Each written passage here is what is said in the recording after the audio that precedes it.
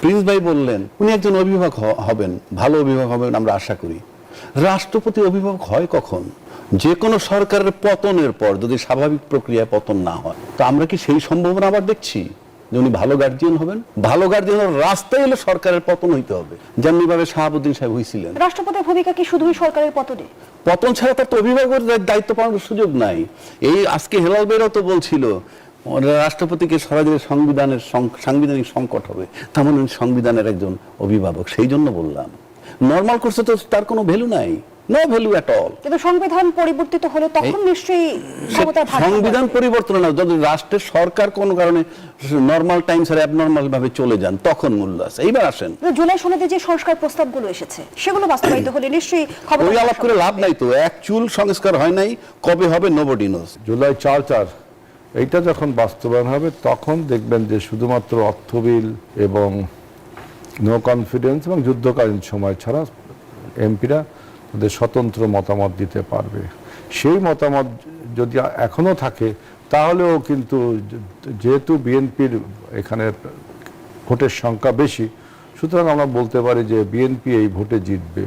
কিন্তু গণতন্ত্রের যে সংস্কৃতি সেটা যে রক্ষা করা হচ্ছে ৩৫ বছর পরে, এবং দুই দলই প্রার্থী দিয়েছে, এটা একটা ভালো দিক। দেশি বিদেশি নানামুখী ষড়যন্ত্র, ভূ রাজনৈতিক কারণে আমাদের কিন্তু নানা ধরনের সংকট উত্তরণ এখনো ঘটে নাই। আমরা আমার বিবেচনায় গণতন্ত্রের পক্ষে ন্যূনতম যাত্রা শুরু করেছি। তা সেই জায়গায় ওই ধরনের একেবারে দৃঢ় চেতা মানুষ দরকার আর কি। সেই বিবেচনায় অন্য সময়ের এই সময় এটা একটা গুরুত্বপূর্ণ। তিনজন লোক আলোচনায় আসছে, দুইজনে কিন্তু রেজাল্ট বলে দিয়েছেন কে প্রেসিডেন্ট হবেন। এই ভোটের মানে কি আছে? এবং বাংলাদেশের মতো একটা জাতির কাছে সবচেয়ে লেস ইম্পর্টেন্ট যেটা, সেটা হলো সময়। প্রশ্ন রাখতে চাই, যদি আমরা তর্কের খাতিরে ধরে নেই যে 70 অনুচ্ছেদে নির্বাচনে কার্যকর যদি না হতো তাহলে নির্বাচনের চিত্রটা কেমন হতো? ঠিক আছে, ভালো বলছেন। আমি এটা সেই দিকেই বলতাম, আপনি কোশ্চেন করে আরো ভালো করে দিয়েছেন। না ঠিক আছে, ওটা খুব ভালো হয়েছে। আমি ওই পয়েন্টটা আগে বলি। রাষ্ট্রীয়ভাবে বিবেক যা চায় সেই মতে সিদ্ধান্ত না নেওয়ার সুযোগ করে দেওয়াটা হইল 70 অনুচ্ছেদ। অ্যাডভোকেট আবু হেনা রাজ্জাকী, আমরা দেখলাম যে রাষ্ট্রপতির নির্বাচনে এবার স্বতঃস্ফূর্তভাবে বিরোধী দলও কিন্তু প্রার্থী দিয়েছে এবং সরকারি দল থেকে তো প্রার্থী রয়েছেই। সেখানে আমরা দেখছি যে নির্বাচনে স্থগিত চেয়ে রিট খারিজ করা হলো, তারপর আবার নির্বাচনের তফসিল ও 70 অনুচ্ছেদ দিয়ে আদেশের বিরুদ্ধে আপিল করা হলো। যদিও অ্যাটর্নি জেনারেল জানিয়েছেন যে রাষ্ট্রপতির নির্বাচনে আইনি বাধা নেই, কিন্তু রিটের যদি আমরা তর্জমাটা বুঝতে চাই কি উদ্দেশ্যে? তিনজন লোক আলোচনায় আসছে, দুইজনে কিন্তু রেজাল্ট বলে দিয়েছেন কে প্রেসিডেন্ট হবেন। এই ভোটের মানে কি আছে?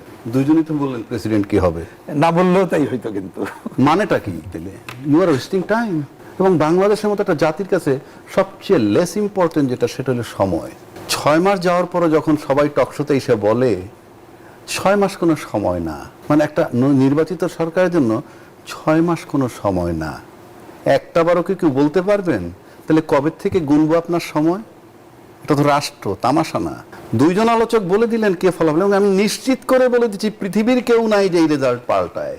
তো যে রেজাল্ট আমি আগে জানি সেটা নিয়ে তো আমার ড্রামা করার কি প্রয়োজন? ড্রামা কে করছে?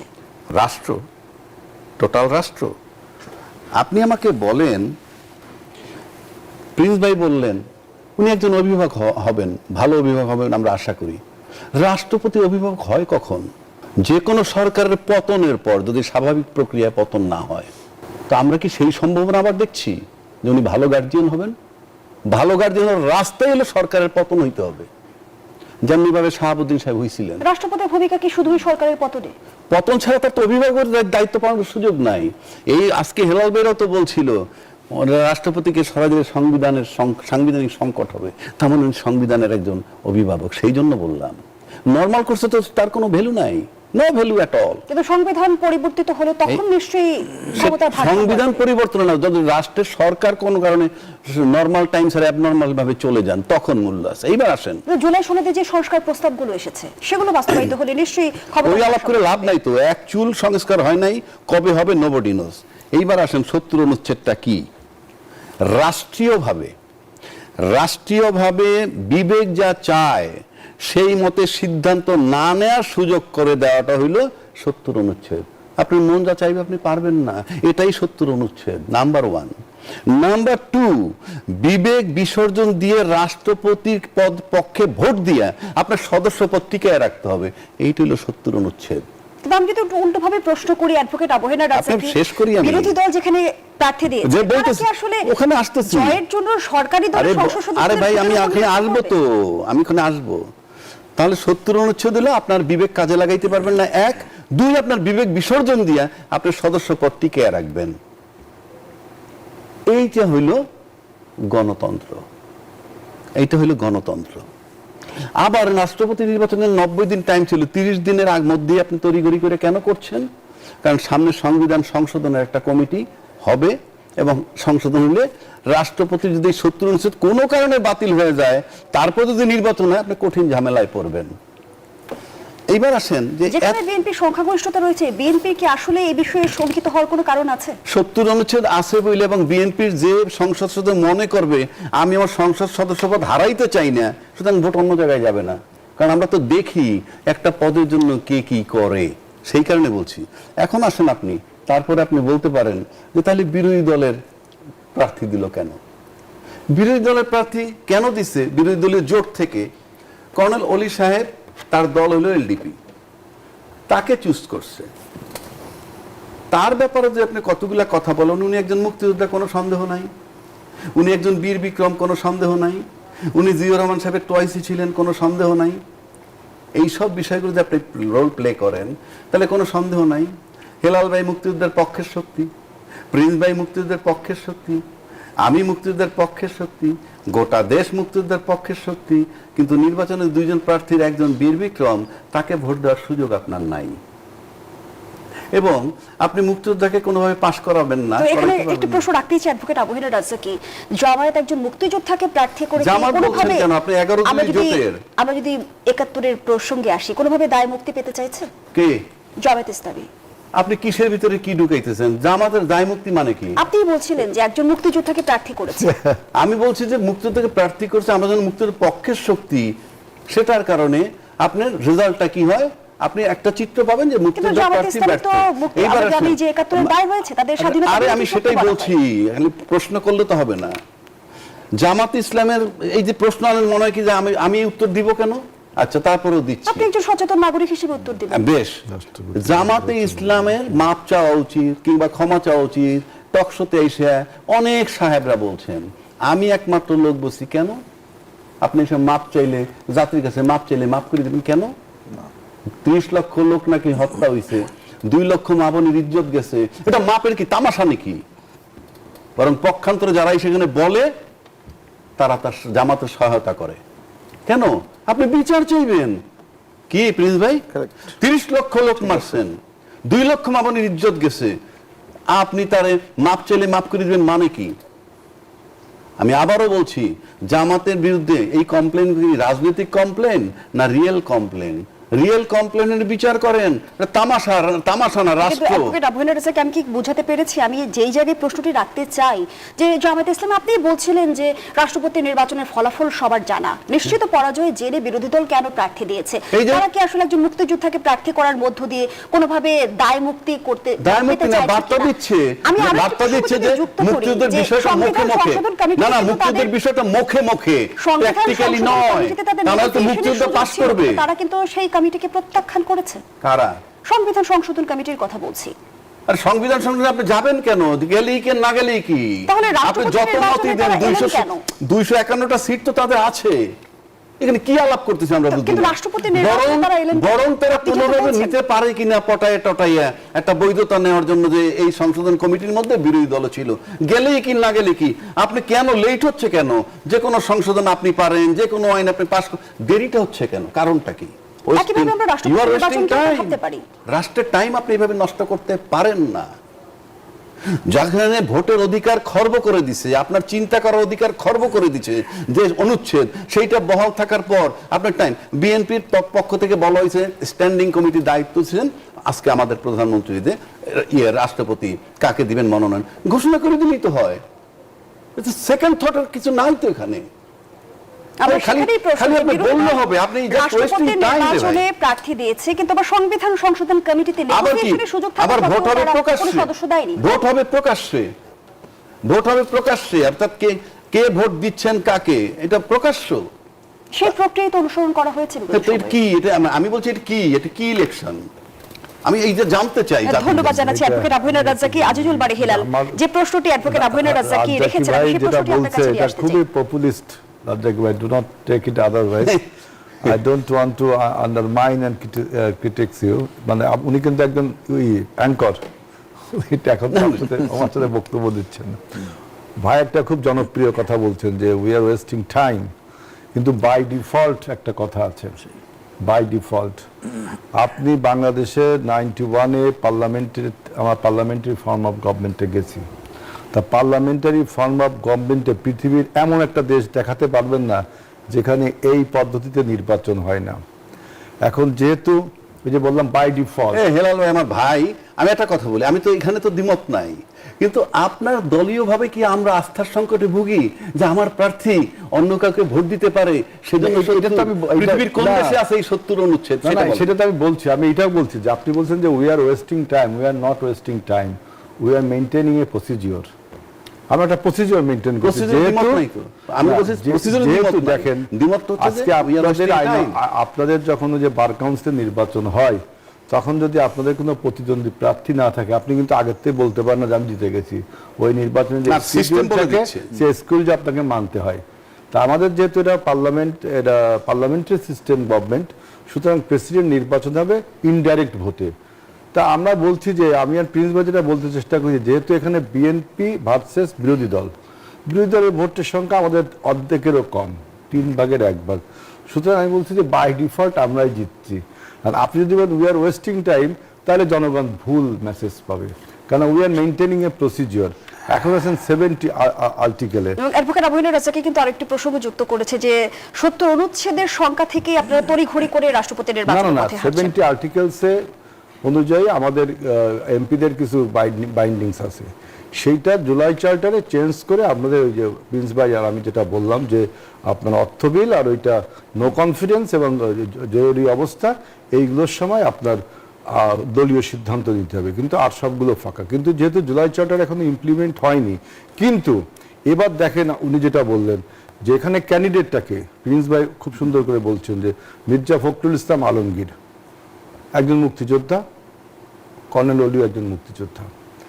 মির্জা ফখরুল ইসলাম আলমগীর একটা বৃহৎ রাজনৈতিক দলকে দীর্ঘদিন নেতৃত্ব দিয়ে গণ অভ্যুত্থানে বিজয় লাভ করেছে, দলকে ঐক্যবদ্ধ রেখেছে। পাশাপাশি দেখেন কর্নেল অলি আহমেদ আপনার freedom fighter turn into a সেই রাজাকার, সেই হিসাব করে দেখেন, course freedom fighter turn into রাজাকার।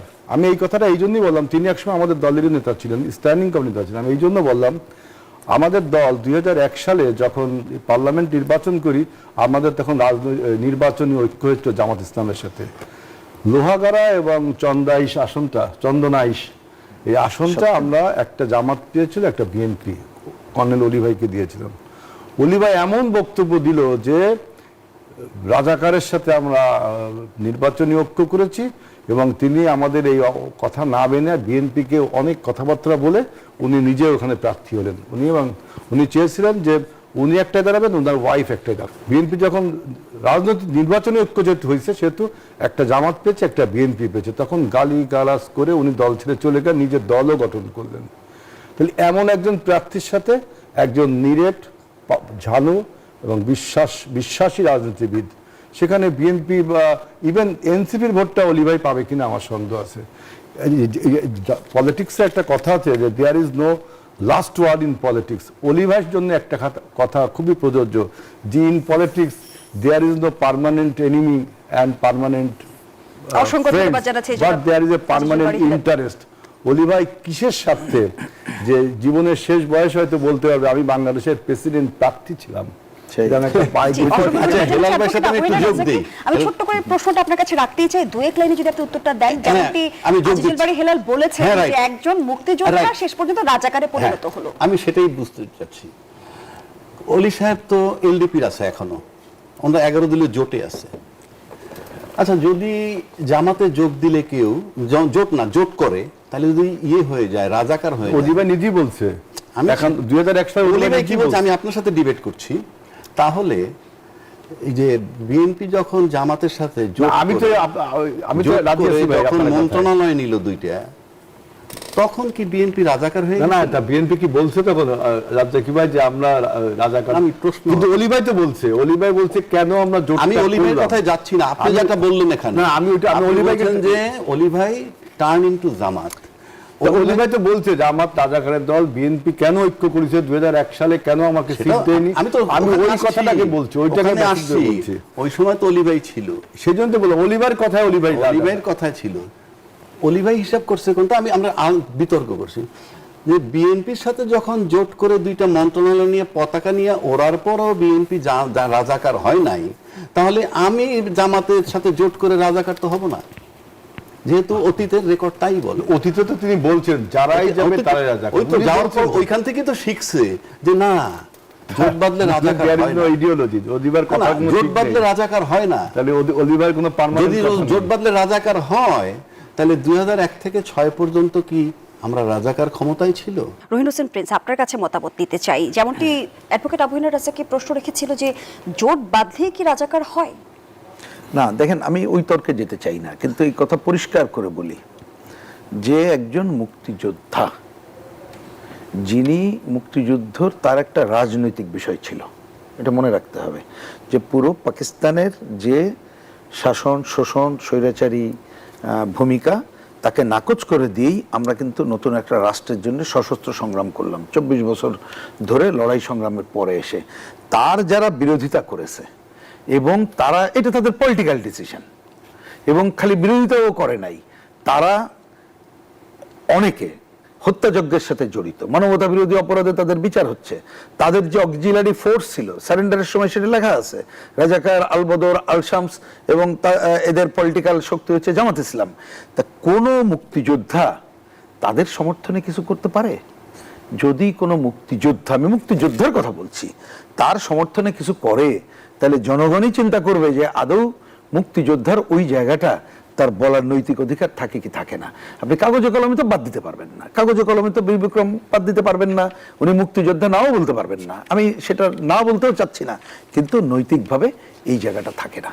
কিন্তু সবচেয়ে বড় ব্যাপার হচ্ছে, আমি মনে করি যে আলোচনা ওইটুক হলো, কিন্তু যে জায়গাটা, আমি আরেকটু সুযোগ থাকলে এটা বলি, শত্রু অনুচ্ছেদের ব্যাপারে দেখেন, এইখানে রাজ্জাকি ভাই যেটা বলেছেন, এই পয়েন্টে আমি অন্তত পক্ষে মনে করি যে সেই পয়েন্টে তো অলরেডি এই ডিবেটটা আছে, এবং আমরা এখন এই কথা বলছি। আমি প্রসঙ্গক্রমে একটু বলছি, অনেকবারও বলেছি, এই সংবিধান যখন 1972 সালে 4 নভেম্বর পাস হয়, তার আগে আমাদের পার্টি, কমিউনিস্ট পার্টি, আমাদের পজিশন 18 অক্টোবর 1972-এ আমাদের পজিশন কিন্তু জানিয়েছিলাম, এবং এই সংবিধানের অনেক অসম্পূর্ণতা দূর করে আমরা চেয়েছিলাম, এবং আমরা বলেছিলাম আরো আলাপ আলোচনা করলেই ভালো হতো। কিন্তু তারপরেও যেটা হয়েছে, বিভিন্ন সময়ের সংশোধনীগুলো আসছে, এবং বাম জোটের পক্ষ থেকে বলে দিই, আমি শুধু সিপিবি না, আমাদের পজিশন, আমাদের যে দফাগুলো আছে, তা আমরা তো 70 অনুচ্ছেদে পুরো উন্মুক্ত করারই পক্ষে, মানে উঠাই দেওয়ারই পক্ষে। তারপরেও ঐক্যবদ্ধ আলাপ আলোচনায় যেটা আসছে যে ঠিক আছে, এইখানে আস্থা ভোট এবং অর্থ বিল, এই দুইটা বাদে, মানে এই দুইটা রেখেই 70 অনুচ্ছেদ ওপেন করা দরকার, আমাদের দ্বিমত নেই। বিএনপি বললাম যে এর সাথে আরো দুইটা করছে, দেখা যাক তারা পার্লামেন্টে কটটুক করে। কিন্তু মনে রেখেন, আমাদের দেশের বাস্তবতায় আপনি ইচ্ছা করলেও যদি ভোটের কেনাবেচা বা ওই ধরনের আরো উন্নততর পজিশন না আসে, এবং যদি ওই ধরনের প্রার্থী, খালি দলীয় না, আরো নানা ধরনের, বলবো আমি যে বিরোধী দলও যদি প্রকৃতপক্ষে মুক্তিযুদ্ধের পক্ষের শক্তি থাকতো এবং অন্য ধরনের ভালো প্রার্থী থাকতো, তখন 70 অনুচ্ছেদ আপনি উন্মুক্ত করে দিলে ভোটের ব্যাপারে কিছুটা এদিক ওদিক চিন্তা করতে পারতেন।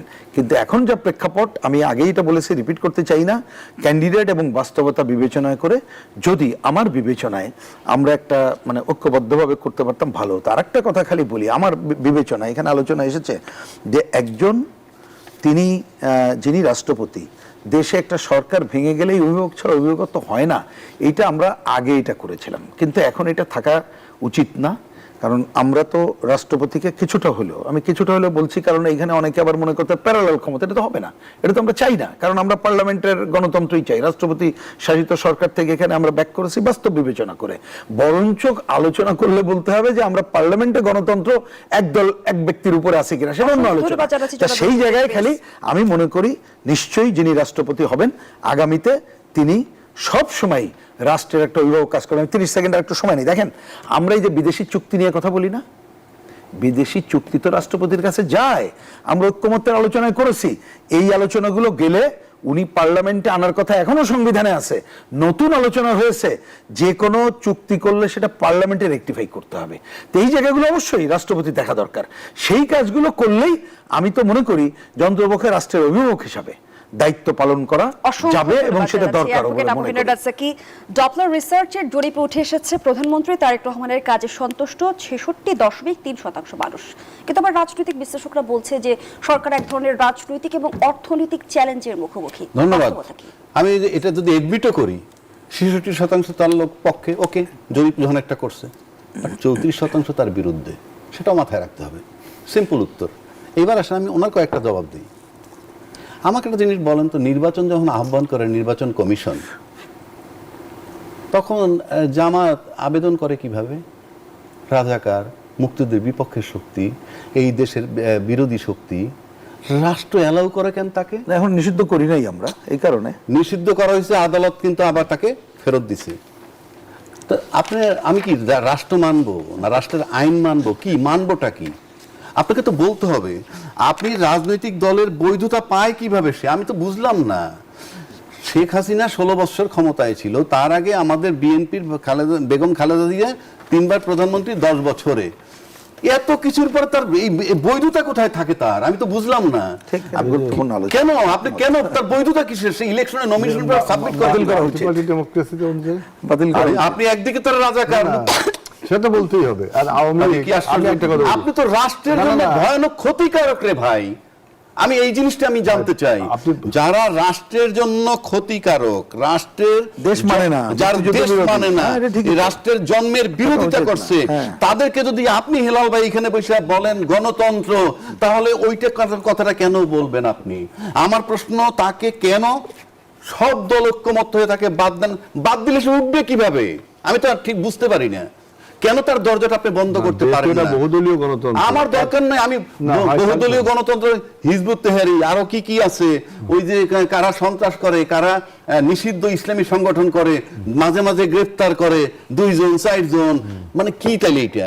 এত বড় সন্ত্রাসী দলটা, স্বাধীনতার বিপক্ষের শক্তি, দেশ জন্মের বিরোধিতার দলটা এখনো আছে, যাদের কিনে আপনারা মন্ত্রী বানান, জোট করেন, তাদের কিনে ফ্ল্যাগ উড়াই দিতেছেন গাড়িতে।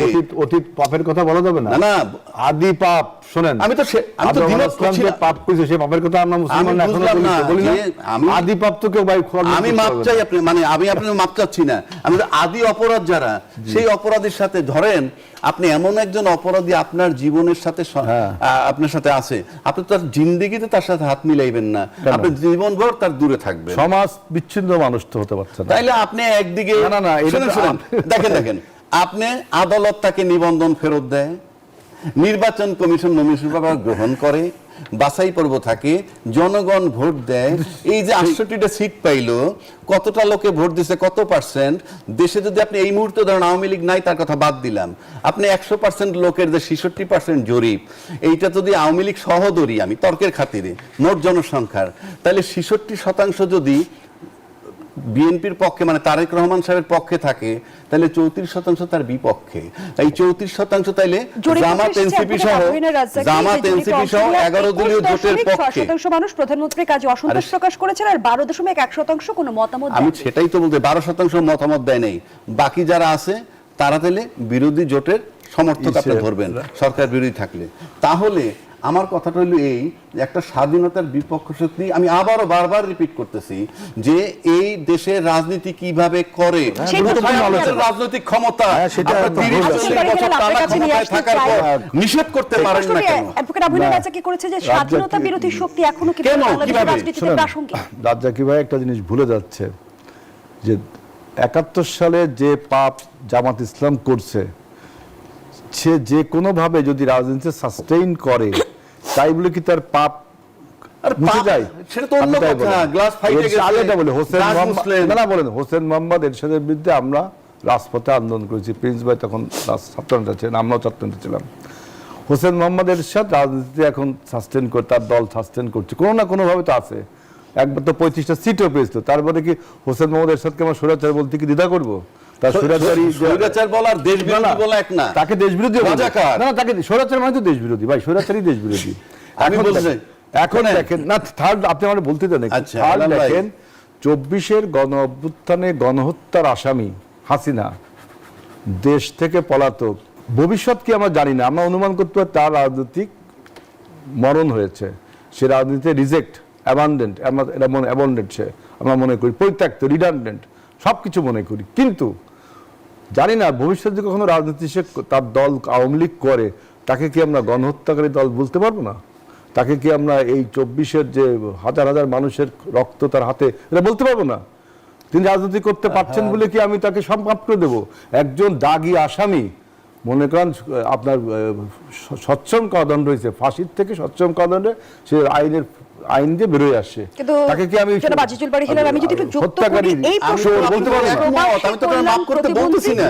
নুরুল হক নূর একটা প্রশ্ন রেখেছে যে আওয়ামী লীগ নিষিদ্ধ করেছে, বিএনপি মুখ ফেরালে জামায়াত রাজনীতি করতে পারবে, কি যে যুক্ত এই করবেন? কথাটার একটা আপনার একাডেমিক ব্যাখ্যা এরকমই দাঁড়াবে যে দেখেন, বাংলাদেশের প্রথম সারির রাজনৈতিক দল হলো বিএনপি এবং আওয়ামী লীগ, ওয়ান সেট আপনের ছিল তারা। আওয়ামী লীগ যে কোনো কারণে আপনার গণহত্যা এবং ফ্যাসিবাদের কারণে তারা এখন নো হায়ার, জনগণ দ্বারা প্রত্যাখ্যাত হয়েছে। তো 3 নম্বর দল ছিল জাতীয় পার্টি, 4 নম্বর দল ছিল জামাত ইন টার্মস অফ ভোটার, আপনার 4 নম্বর। কিন্তু এই ফ্যাসিবাদের বিদায়ের পরে 2 নম্বর এবং 3 নম্বর দলের ডিসঅ্যাপিয়ারের ফলে যেটা ভ্যাকুম সৃষ্টি হয়েছে, ওই ভ্যাকুমে জামাত ইসলাম আসে, মানে চতুর্থ সারির একটি রাজনৈতিক দল এখন হ্যাপেন্স টু আপনার সেকেন্ড রাজনৈতিক দল। তাহলে কি বলতে চাইছেন রাজনীতি শূন্যতার সুযোগে জামায়াত জায়গা ভ্যাকুম করে তৈরি নিয়েছে? হয়েছে, আমি সেই ভ্যাকুমটা আমরা যারা গণ অভ্যুত্থানের পক্ষের শক্তি, স্বাধীনতার পক্ষের শক্তি, বাংলাদেশের পক্ষের শক্তি, আমরা আমাদের ধারণা ছিল রাজনৈতিক বিশ্লেষণে আমি বিএনপি রাজনীতি করি, কিন্তু আমার মনে হয়েছিল যে আরেকটি শক্ত রাজনৈতিক দল দরকার এই আওয়ামী লীগ এবং জাতীয় পার্টির বিদায়ের ফলে। সেটা আমার ধারণা ছিল এনসিপির মাধ্যমে সেটা তৈরি হবে, কিন্তু যে কোনো কারণে হোক এনসিপি, এইটা ব্যাখ্যা আমি যাবো না, এনসিপি এবং জামাত একটা মার্চ করছে, একটা 11 দল করছে। কিন্তু ভবিষ্যতে যদি এনসিপি তাদের নিজস্ব রাজনীতিটা করতে পারে, তাহলে আমার বিশ্বাস জামাত ইসলাম যে ভ্যাকুমটা এখন পূরণ করছে, এই ভ্যাকুমটা এনসিপি পূরণ করবে, তখন জামাত কিন্তু আর মেইন স্ট্রিমের রাজনীতি দল থাকবে। অসংখ্য ধন্যবাদ জানাচ্ছি জনাব আজিজুল বারী হেলাল। জনাব রহিন হোসেন প্রিন্স, এর আগে অ্যাডভোকেট আবু হেনা রাজাকেও প্রশ্ন রেখেছিল যে স্বাধীনতা বিরোধী শক্তি কিভাবে বাংলাদেশের রাজনীতিতে এখনো প্রাসঙ্গিক। সেই জায়গা থেকে আমি নুরুল হক নূরের বক্তব্য যদি যুক্ত করি, যেমনটি আজিজুল বারী হেলাল বলছিল যে রাজনৈতিক শূন্যতার কারণেই জামায়াতের উত্থান, আপনিও কি এই বিষয়টি না, এভাবেই একটা খুব দেখছেন? ছোট করে উত্তর এটা। প্রথমে এটা খুবই কারেক্ট যে তাদের মুক্তিযুদ্ধে যে ভূমিকা বাংলাদেশের রাজনীতি করার অধিকার থাকা উচিত না, আমরা এখনো এটা মনে করি, এই কথা বারবার বলছি। কিন্তু এবার মনে রাখেন, ওই যে তারা আসলো কিভাবে, প্রথমে তো কিছুটা না সুযোগ দেওয়া হয়েছে। আরেকটা মনে রাখতে হবে, মুক্তিযুদ্ধের সময় 100% লোক তো আর এইদিকে ছিল না, তার বিরোধী শক্তি ছিল, তারা তো আছে। ওই যে ভোটের কথা হেলাল সাহেব বললেন, যে ভোটটা একটা, যেহেতু তাদেরকে যখন ভোটের সুযোগ দেওয়া হয়েছে একটা আছে, সুতরাং আছেই তো, সেটা ফুলে ফেপে উঠেছে। বরঞ্চ আমি বলি, এইবারে যেটা দেখছেন ভ্যাকুম একটা ব্যাপার, কিন্তু আরো কয়েকটা ব্যাপার ছিল, এটা মনে রাখেন।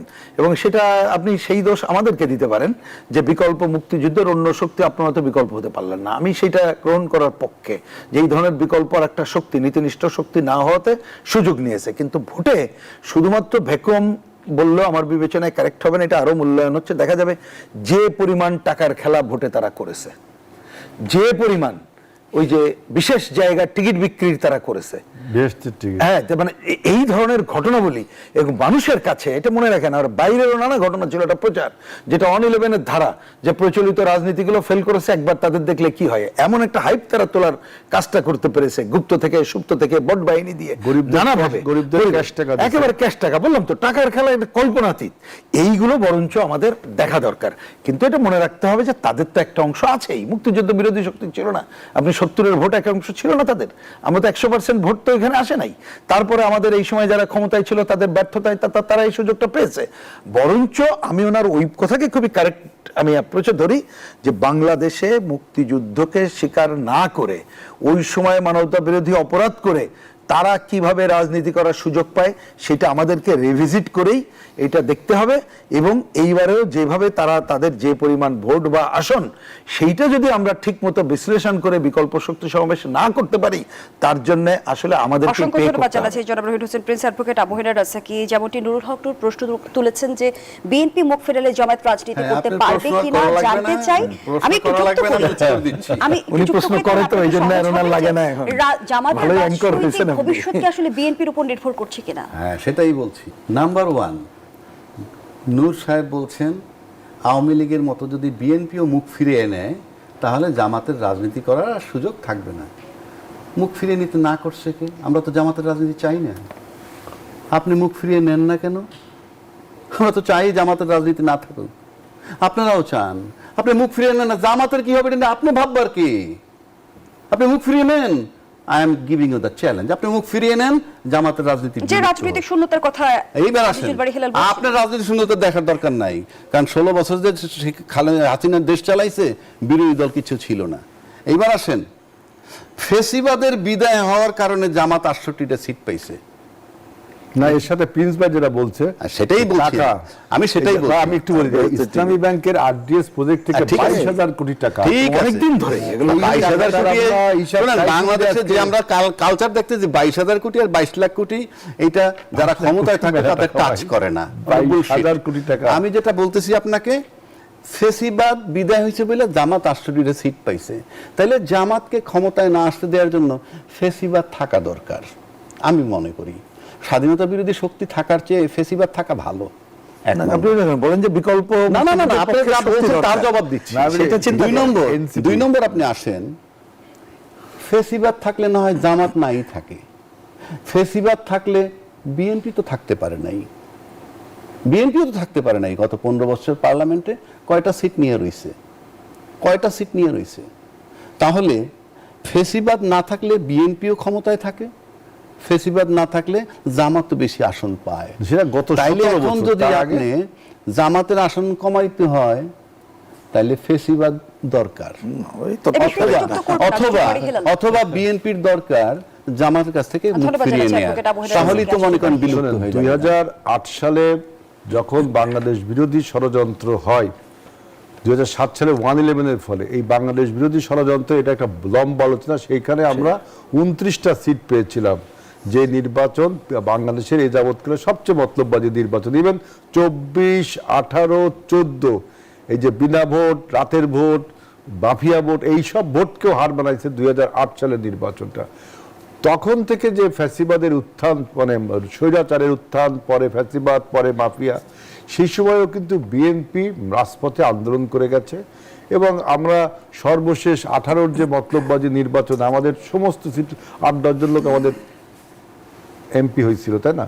তোমার আগে বিএনপি ফ্যাসিবাদের আমলেও ফাইটটা দিয়েছে, অথচ এই যে জামাত যে কত বড় ফ্যাকুলিটেটিভ ক্যারেক্টার, মানে সুবিধাবাদী ক্যারেক্টার, দেখেন ফ্যাসিবাদের আমলে তারা ঝঞ্ঝাট 23 অক্টোবর 28 অক্টোবর 23 সালে তারা আপনার কলেজের সামনে, ওই যে নটরডেম কলেজের সামনে প্রোগ্রাম করলো, আমাদের প্রোগ্রামে ক্র্যাকডাউন হলো। মানে এস্টাবলিশমেন্টের সাথে জামাতের সবসময় একটা মাখামাখি ছিল। দেখেন 86-এ যখন এরশাদ ছিল ক্ষমতায়, তখন কেউ নির্বাচনে গেল না, যেহেতু আওয়ামী লীগ দল মারলো, জামাতও দল মারলো। অসংখ্য ধন্যবাদ তার মানে জানাচ্ছি establishment-এর জনাব সাথে আজিজুল বারী হেলাল। আলটিমেটলি বিকল্প একটা শক্তি লাগবে। আমি এক সেকেন্ড একটা বলি, যে এই আলোচনায় যেটা আসলো, আপনি মুক্তিযুদ্ধ বাংলাদেশ এইটাকে তো মানতেই হবে, উপায় নেই। তাহলে যতক্ষণ না পর্যন্ত যারা ক্ষমতায় আছে বা অন্যরা, এইখানে আপনি একটা বিকল্প মুক্তিযুদ্ধের পক্ষে অন্য নীতিনিষ্ঠ শক্তির উত্থান না ঘটতেছে, ততক্ষণ পর্যন্ত এই পেইন আমাদেরকে নিতে হবে অ্যাডভোকেট আবু হেনা এই রাজাকি। মুক্তিযুদ্ধ বিরোধী শক্তির কাছে। জামাতের সাথে হেলাল ভাই যেটা বললো, জামাতের যে প্রশাসনের একটা অংশের সক্ষতা, Establishment-এর, প্রশাসন বলতে এস্টাবলিশমেন্ট, সরকার, আচ্ছা এস্টাবলিশমেন্টের সাথে সক্ষতা, জামাতের সাথে বিএনপির সক্ষতা, এই দুইজন মন্ত্রী বানানো হইলো, আবার জামাত বিএনপি যেবার নির্বাচন করলো সেবার জামাত 68টা সিট পাইলো, আবার নুরুল হক নুরু বলল বিএনপি মুখ ঘুরাইলে জামাত বিলুপ্ত হয়ে যাবে। তো এই জামাত বিলুপ্তটা যেহেতু সবাই চায়, আমি আজকে হেলাল ভাই প্রেজেন্সে বললাম বিএনপি অচিরেই জামাতের কাছ থেকে মুখ ফিরিয়ে নেক এবং তার বিলুপ্ত হোক।